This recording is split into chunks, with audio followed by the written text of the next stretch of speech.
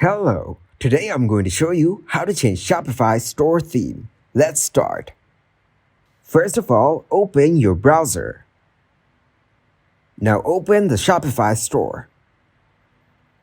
Click on the Online Store option above the Point of Sale option. Click on Themes. Here, you can choose from many themes for your online store. You can visit the theme store for more themes. Choose the free option. Here you can see many free themes for your store. Choose the theme that you want. Now click on Try Theme. Wait for it to apply to your store.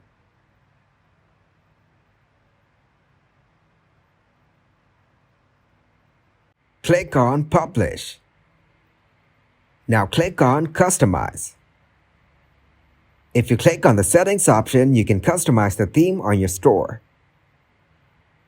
That's how you can change the theme on your Shopify store. Give this video a huge like and subscribe to get more helpful videos like this. At Explain Me How, we're solving new problems every day.